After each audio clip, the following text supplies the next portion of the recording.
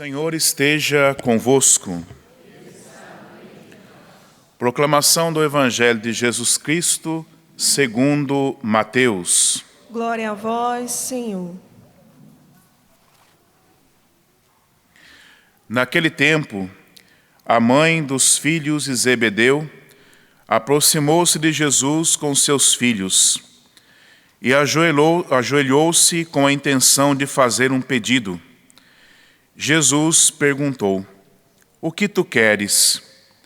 Ela respondeu: "Manda que estes meus 2 filhos se sentem no teu reino, um à tua direita e outro à tua esquerda." Jesus então respondeu-lhes: "Não sabeis o que estáis pedindo? Por acaso podeis beber o cálice que eu vou beber?" Eles responderam: "Podemos." Então Jesus lhes disse: "De fato, vós bebereis do meu cálice, mas não depende de mim conceder o lugar à minha direita ou à minha esquerda. Meu Pai é quem dará esses lugares,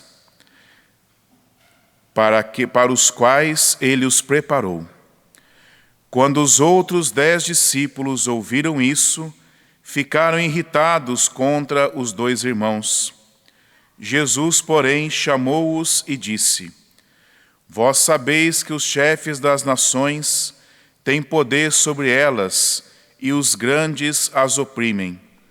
Entre vós não deverá ser assim. Quem quiser tornar-se grande, torne-se vosso servidor. Quem quiser ser o primeiro, seja vosso servo.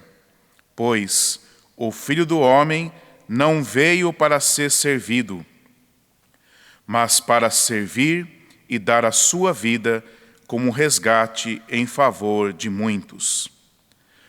Palavra da salvação. Glória a vós, Senhor.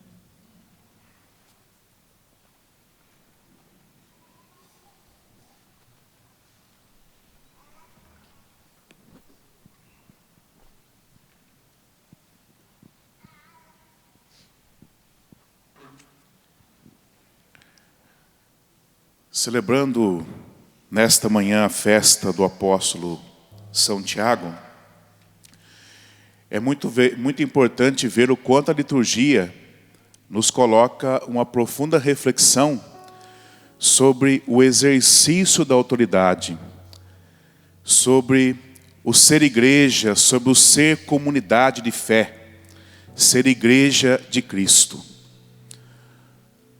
O Evangelho não deixa de nos mostrar que Jesus teve que enfrentar esse contexto entre os seus discípulos. E também Mateus enfrenta essa realidade na comunidade. Um contexto de competição, de ambição. E o que Jesus fez anteriormente, se nós voltamos um pouquinho o texto do Evangelho, Jesus acaba de anunciar e fazer o terceiro anúncio da sua paixão, do mistério da sua paixão. Aí nós vemos o abismo que há, a distância que há entre aquilo que Jesus está revelando e aquilo que os discípulos anseiam, desejam no seu coração. E Jesus aproveita essa situação porque também os outros 10 discípulos ficam irritados, incomodados com a situação. É assim que eles se sentem. Então esse sentimento, essa competição ali havia. Então Jesus aproveita essa ocasião, essa situação em meio aos seus discípulos, para falar do exercício da autoridade. O mestre tem que enfrentar os sonhos de glória dos seus discípulos. Tem que enfrentar esse contexto da ambição. Por isso a dimensão do cálice, expressão do sofrimento. Por isso esse processo de Jesus se colocar como modelo para os seus discípulos. O Filho do Homem não veio para ser servido, mas para servir. Então Cristo é um modelo para todos nós de como ser igreja. E é claro que esse ensino de Jesus, ele dá a base, uma base muito profunda para esse conceito que estava ali no cristianismo primitivo, onde o caminho que conduz à glorificação passa necessariamente pelo caminho da cruz. E os discípulos devem, sim, como igreja, como povo de Deus, não viver essa dinâmica do poder, da vanglória, que é tão cruel, que é tão devastadora, porque não é isso que Jesus espera deles e, sem dúvida, não é o que Jesus espera também de nós. Então, essa expressão do Evangelho que Jesus utiliza, entre vós não deverá ser assim, deve hoje questionar o nosso coração. Como nós estamos sendo igreja? Como eu estou sendo, que tipo de presença eu estou sendo na minha comunidade, na minha paróquia, na minha família, já que a autoridade não é só um contexto para uma comunidade de vida consagrada, para o contexto do sacerdócio, a autoridade também paterna, materna, ou seja, o exercício da autoridade em todos os âmbitos da nossa vida. Porque se é necessária que a autoridade seja uma autoridade de serviço, um serviço humilde, movida pelo amor de Cristo, o outro lado também é importante. Uma obediência humilde, uma obediência de serviço, uma obediência marcada pela imitação de Cristo, já que também a autoridade é chamada a imitar a Cristo. Caso contrário, nós podemos cair num grande erro. Quando eu sou autoridade, quando as pessoas estão sob a minha responsabilidade, eu quero a obediência de todos. Eu quero que me reconheçam como autoridade. Mas muitas vezes eu posso, quando estou sob a autoridade de alguém, ser orgulhoso. Eu não obedeço ninguém. E nós vemos que as duas vias aqui devem acontecer. Uma autoridade humilde, uma obediência humilde. Ou seja, a virtude da humildade deve reger essa relação como igreja de Cristo. Nunca viver esse autoritarismo orgulhoso. Então Jesus se opõe aqui claramente a esse exercício dominador da autoridade, mostrando que o caminho que qualifica a igreja é a autoridade de serviço humilde. Entre vós é assim que deve ser. Um serviço humilde. Um serviço humilde aos irmãos, imitando Jesus. Ele é o modelo. Por isso, esse ensinamento de Jesus, essa catequese aqui, sobre o exercício da autoridade é muito importante para superar aí muitas arestas das relações no ser comunidade, no ser igreja. Isso tem um forte alcance eclesial e comunitário. Por isso, aqui, aquela fala de Maria nas bodas de Caná é muito importante. Fazei tudo o que ele vos disser. Eu estou realmente fazendo e falando, agindo como Cristo quer? É preciso fazer. É preciso realizar o que Jesus quer. Cristo deve ser a nossa referência. É preciso tomar cuidado, muito cuidado com esse verme da vanglória, da ambição, da rebeldia, da competição, porque essas não são características da igreja de Cristo. Nós não podemos só levar o nome de igreja de Cristo, nós precisamos ser igreja de Cristo. Viver essa alegria do Evangelho. Como está sendo entre nós essa autoridade, essa vivência como igreja, como comunidade? E Paulo, na segunda carta aos Coríntios, está realmente revelando a igreja de Cristo. Qual é o contexto? Paulo está sofrendo aqui acusações dos seus adversários. Essa é a situação. Como ele pode ser apóstolo? Já que ele está com uma existência marcada por uma humilhante fraqueza, por impotência, um homem combatido, cercado de dificuldades, esmagado por forças contrárias. Como pode ser um sinal do Deus forte e glorioso? E aí Paulo vem mostrar que isso está acontecendo pela via da fraqueza, pela via da pequenez. Trazemos esse tesouro em vasos de barro. Essa capacidade que aqui Paulo tem, por graça de Deus, de assumir a verdade de si mesmo. O tesouro está num vaso de barro. Essa dimensão que está em profunda comunhão. O vaso é de barro, mas tem um tesouro. O grande conflito é que para obedecer e para viver essa relação de autoridade, nós, às vezes, podemos olhar para o vaso de barro e esquecer que ali tem um tesouro. É preciso que essas duas dimensões estejam em unidade. O vaso é de barro, mas tem um tesouro. Então eu olho para o tesouro, respeitando o vaso de barro. Olhando para o vaso de barro, eu devo sim celebrar o tesouro, porque quando eu me esqueço do tesouro, eu posso facilmente destruir, quebrar o vaso de barro. Então amar a verdade de si mesmo, uma fragilidade em comunhão com o poder de Deus. É isso que Paulo aqui revela. Mas também cuidado com aquele vitimalismo. Eu sou um vaso de barro, coitadinho de mim. Paulo não está fazendo isso. Paulo volta o seu olhar para o tesouro. Esse poder extraordinário que vem de Deus, que não vem de nós, não vem da nossa força humana. Somos afligidos, passamos pelos maiores apuros, somos perseguidos, derrubados.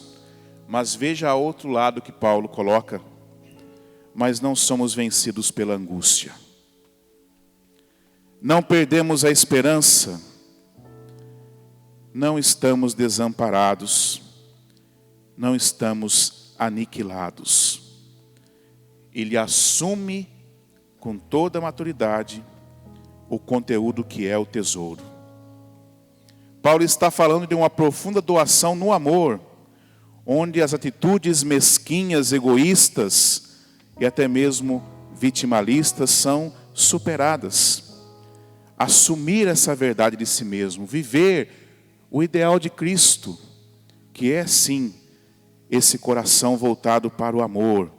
Viver a alegria de quem encontrou o tesouro. O que eu encontrei? E o que realmente eu estou colocando no ponto mais alto da minha existência, da minha vida? Superar esse olhar pessimista, muitas vezes até desgraçado da vida, para que realmente nós possamos, como Paulo, admitir com sinceridade a nossa fraqueza humana, sem usar máscaras, sem usar proteções. Assumir essa fraqueza humana, mas celebrar o tesouro. Esse é o segredo. O vaso é de barro. Eu estou cuidando realmente desse vaso que é de barro? Porque aquilo que eu não reconheço, eu não cuido. Se eu não reconheço que eu sou frágil, as minhas fragilidades estão ainda mais expostas. Porque aquilo que eu não reconheço, eu não estabeleço o cuidado que é tão necessário. Por isso, essa revelação. Porque essa é a imagem autêntica do apóstolo de Cristo. Pobre, humilde, mas é a força de Deus que o mantém de pé. Uma vida, uma existência crucificada em comunhão com o crucificado. mas com um significado todo positivo, todo belo. Essa é a força vivificante de Deus que sustenta o apóstolo. O sofrimento de apóstolo é aqui vivenciado com fé, para o crescimento da comunidade na graça divina.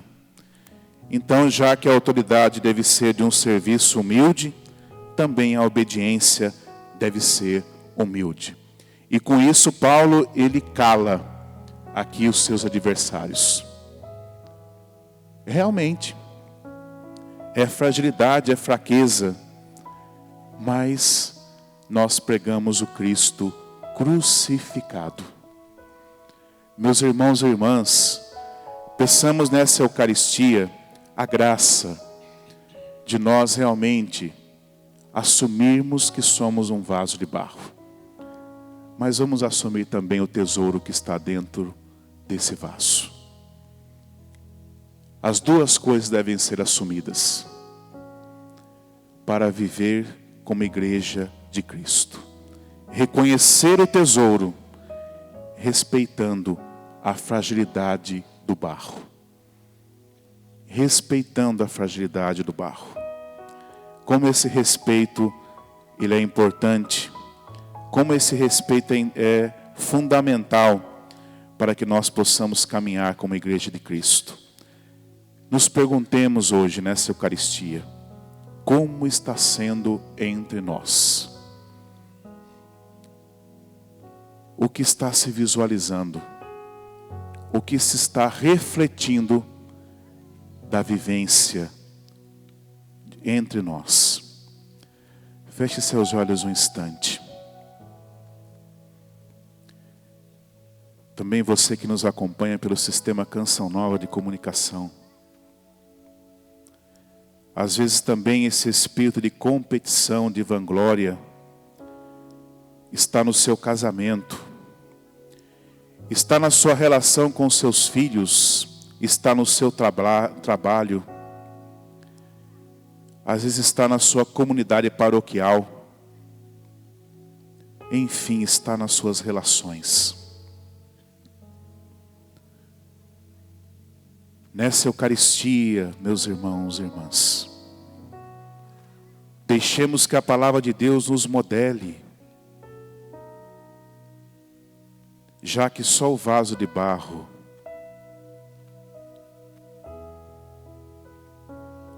onde a graça se derrama pode ser modelado, pode ser trabalhado pelas mãos do Senhor. Peçamos que hoje essa chuva de graça caindo sobre nós possa ir tornando mais dócil aquilo que em nós ainda é duro, é resistente. Deixemos que as máscaras caiam, para que em Cristo essa luz da verdade possa realmente nos alcançar nesta manhã. Peçamos que o Senhor realize essa obra em nós. A graça do Espírito Santo que vai atuando. Uma palavra que cai no coração que nos ensina. Entre vós não deve ser assim. Queiramos que as coisas sejam na nossa vida, nas nossas relações, como Cristo quer, como o Senhor quer. Caso contrário, já que sem Ele nós nada podemos, nós nada fazemos, pode ser que continuemos feridos e ferindo os outros. Que entre nós, para que haja essa relação de amor, nós possamos obedecer a Maria. Fazei tudo o que Ele vos disser. Estejamos com a disposição de aprender de Jesus. Por isso que o poder de Deus se manifestava em Paulo. Porque Paulo assumiu o que era, para que Deus pudesse fazer nele aquilo que ele queria fazer. Nele e através dele. Basta-te a minha graça, porque é na fraqueza que a força manifesta totalmente o seu poder. Quando sou fraco, então é que sou forte. Fragilidade, fraqueza, mas poder de Deus. Vaso de barro que tem ali um tesouro belo que deve ser amado e celebrado. Louvado seja nosso Senhor Jesus Cristo.